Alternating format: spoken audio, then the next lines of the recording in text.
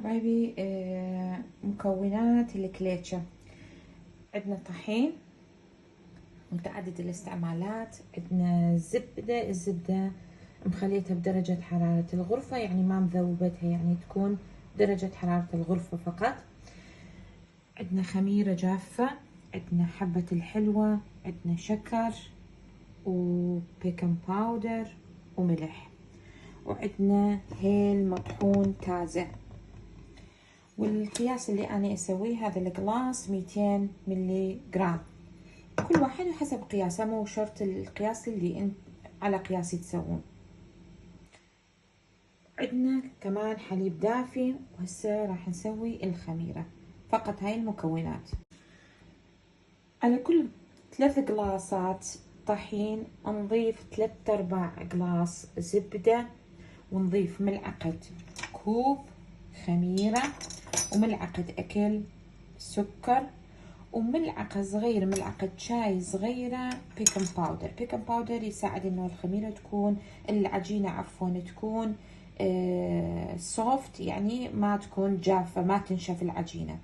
ونضيف ملعقة صغيرة جدا ملح، ونضيف ملعقة كوب هيل.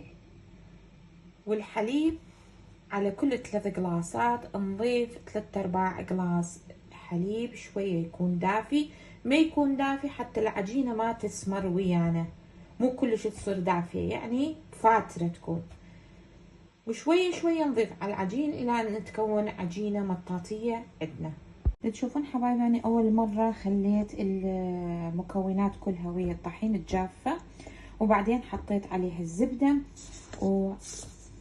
خليها تنعجن، الزبدة تنعجن ويا الطحين حتى تصير مثل الرمل. هاي الطريقة الصحيحة لعمل الكليتشة العراقية، لأن من الدهن ينخلط ويا حبيبات الطحين راح تكون هشة وحلوة، تطلع العجينة حلوة. حبايبي تشوفون هذا هو القوام المطلوب. أنا ضفت عليها تقريبا قلاصين، قلاص ونص حليب سائل ونص قلاص مي.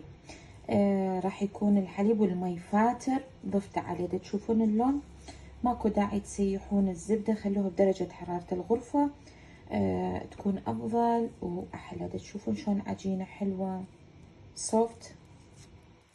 هسه راح تخليها تختمر ونحضر الحشو.